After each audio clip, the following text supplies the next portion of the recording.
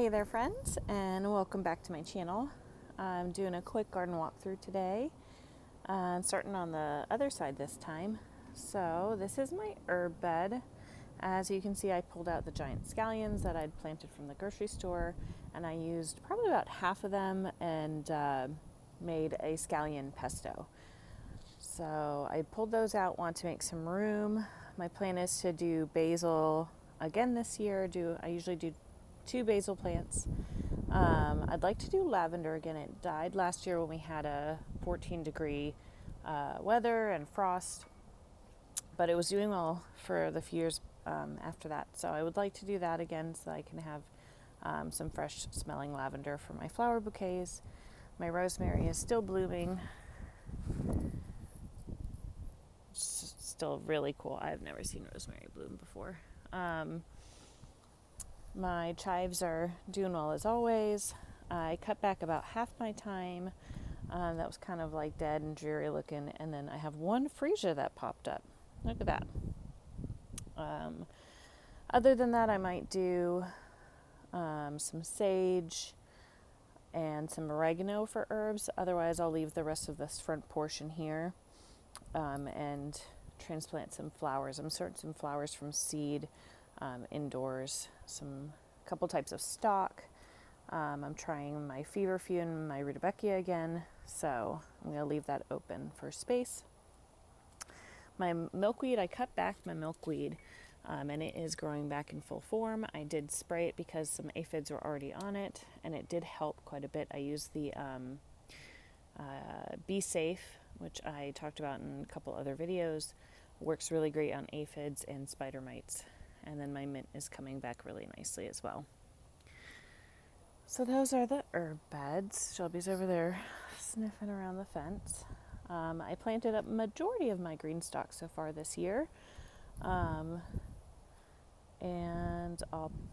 plan is to also get, in addition to the regular basil for the herb bed, I'd like to get some like lemon basil to use as filler in my cut flower bouquets. Parsley still going strong. As it gets hot, it'll probably go to seed, but hopefully before then I can get some swallowtail caterpillars chewing on that. I do have a bunch of dahlias in here that I started from seed, and getting some buds. So like you can see a bud there about to pop out. There's a bud there. This one's about ready to bloom here. This one has a bud. There's parsley there. I also got a couple strawberry plants, and these are just from our local grocery store, H-E-B. We've pulled off probably about 5 strawberries so far, and they've all been very juicy. This one still has a little bit of coloring to get, and then there's some more like back there. So they had a little bit of transplant shock, but they're doing pretty well. That is, pretty sure that's Snapdragon that I started from seed. I cut out my Asian greens because they were trying to go to seed. So I'll pull out the roots and have a couple extra spaces. I think majority of this entire row is a couple types of dianthus. Snapdragon's up here in a couple spots, and then the other ones up here are micro tomatoes. They're called Orange Hat, and I got them from Baker Creek. They already have flowers on them. They stay small, so I thought this would be a really great spot for them. They already have flowers. There's a couple spots where they look like I don't know if they're cherry or if there's something smaller than cherry tomatoes, but there's spots where they're already starting to come in. So that Greenstalk's looking good. Kumquat tree got harvested. Now it can put all its energy into more leaf growth. I will be fertilizing that. We already have some small limes on our lime tree. See if I can get that to focus for you. There we go. So there I have some limes. That's exciting. And this nasturtium's looking great. We have a couple lemon flowers on our lemon tree. It's put on really good new growth. I'll probably fertilize all the citrus this spring. This nasturtium's doing pretty well as well. There's 2 of them in there, and I did see a bud earlier. Nothing on our Satsuma orange tree yet in terms of blooms, but it's still got good growth and everything. Fertilize that as well, so it kind of gets its energy and nutrients. What are you doing? Sniffing. In this bed, I have tomatoes that I started indoors from seed. And a lot of these are all cherry tomatoes. I'm super excited about some of these. And there's a couple sprouts coming up that might be sunflowers that had been planted last year. My plan is to plant some calendula in the front of this. I have 2 more kinds in addition to the strawberry blonde from Baker Creek that I have in my other flower bed. And it just did so great.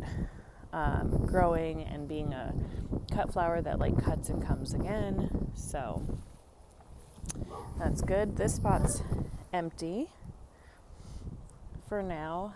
But I do want to get a jalapeno plant this year, and I have 2 types of pepper plants I'm trying to start from seed. And then if there's room in front, I'll probably put one of the flowers I'm trying to go from seed, trying to intersperse flowers from seed instead of just getting started marigold transplants like I usually do. Here's where I usually plant my Tokyo cucumber, and I did plant those seeds. They're pretty easy to grow direct sow. This bed is empty except for on this end. I do have a couple honey nut squash, and I started them inside, brought them out, and then we had like a colder day. It really didn't freeze, but it was like 33, and they just didn't tolerate it. So I just direct sowed those. Squash is pretty good at growing via direct sow here, so they should do fine. Not sure what I'm going to do with the rest of the bed yet.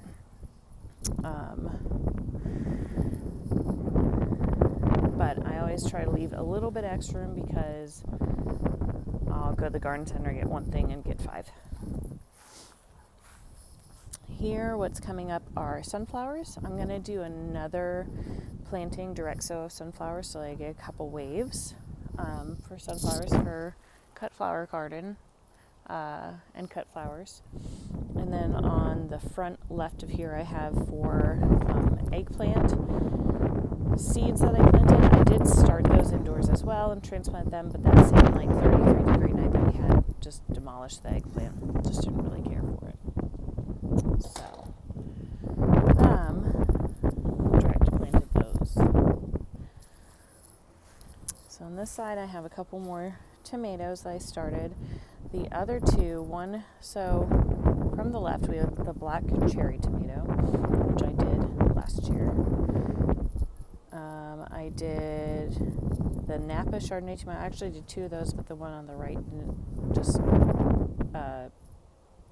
puttered out. And then this Rawan tomato, which I did last year as well, did okay. But it just got completely like whiplashed by the storm that we had, I guess. I did transplant cucamelons, but that same 33-degree night demolished those, so I'm restarting those with my peppers, and I'll show you those when I get back to the porch. Here, other than the weed sprouting, I have a Dr. Witchy in the back, and then I have a purple Russian tomato in the front.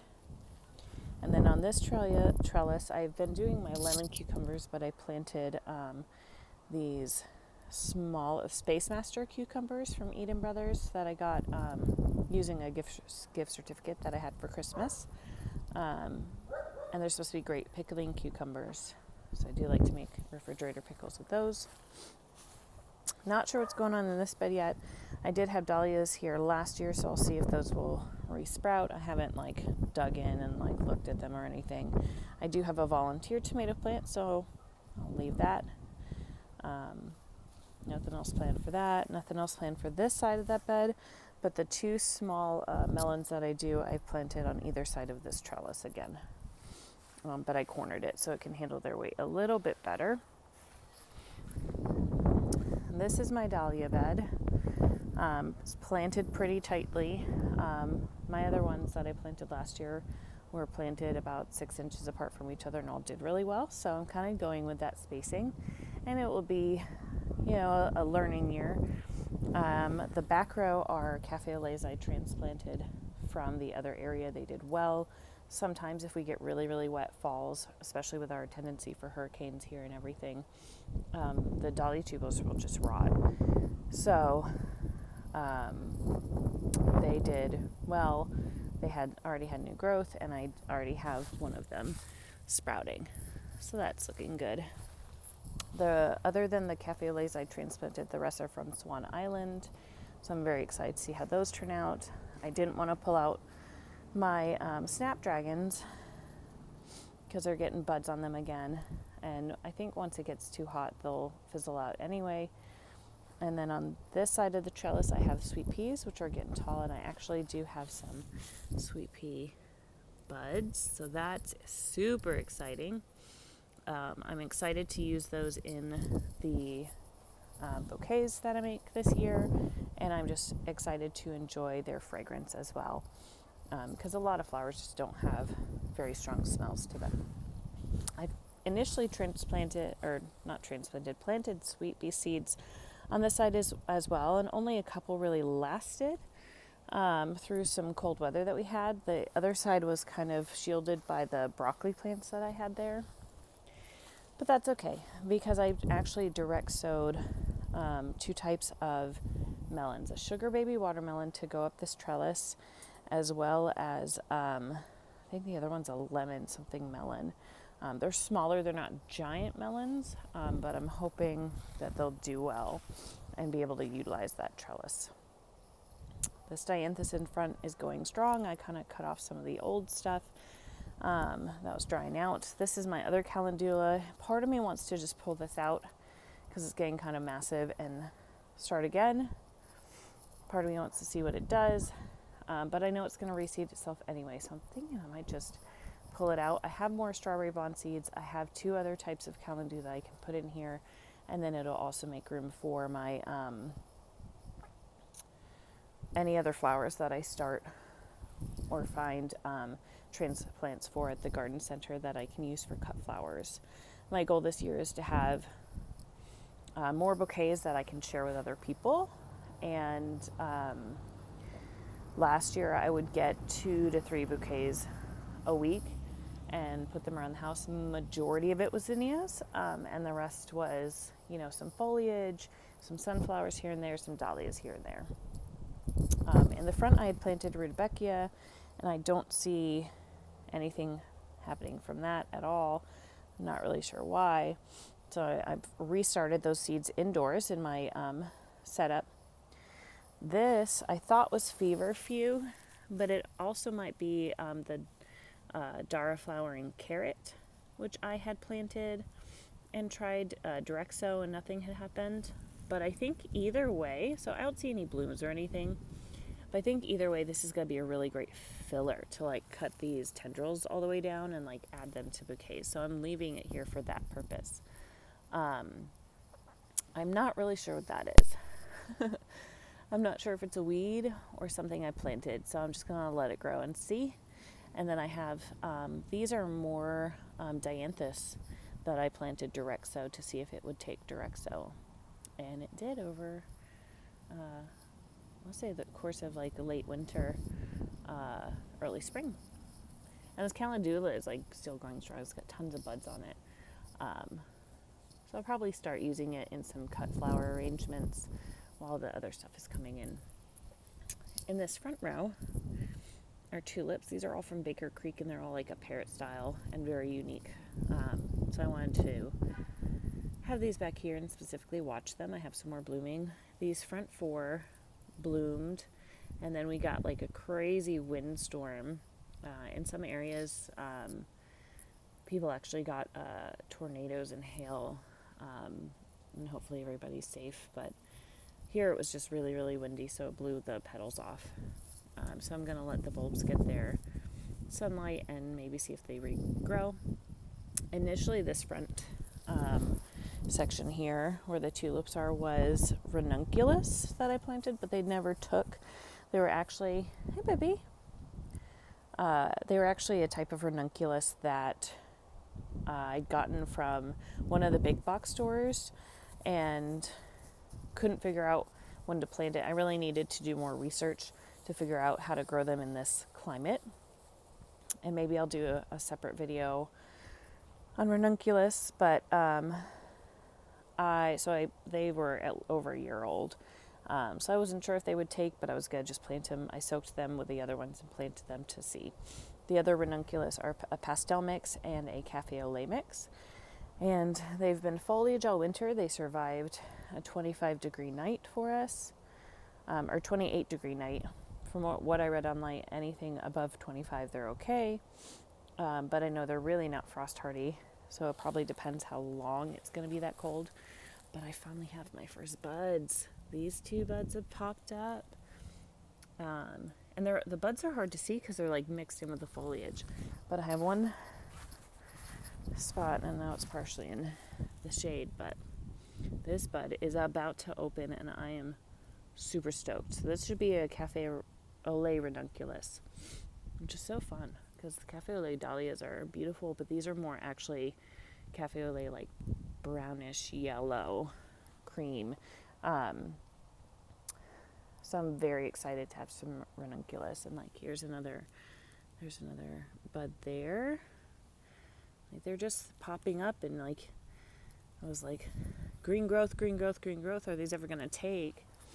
And now I have buds. I'm so excited because they're absolutely beautiful flowers, and we can't really grow peonies down here, but they kind of look like peonies with like the ruffled double, triple blooms. And then this back row, which is hard to see because it's halfway in the sunlight, are different types of irises. And I got these from, I think I got them color blends with my tulips. But a lot of them, I think there's like 2 or 3 that don't have new shoots yet, but otherwise they have some new shoots. So I'm super excited about that as well. What you doing? Trouble. So it looks bare right now, but I'm so excited to sit out on the patio and have this be all green and full. In here, I threw in some zinnia. This is just my cut flower mosh pit. I threw in some zinnia seeds. I threw in some bluebells, although I realized I probably should plant those in the fall, so that's a learning experience. Maybe they'll just hang out till next year. But yeah, zinnias, cosmos, a bunch of other stuff I can't remember.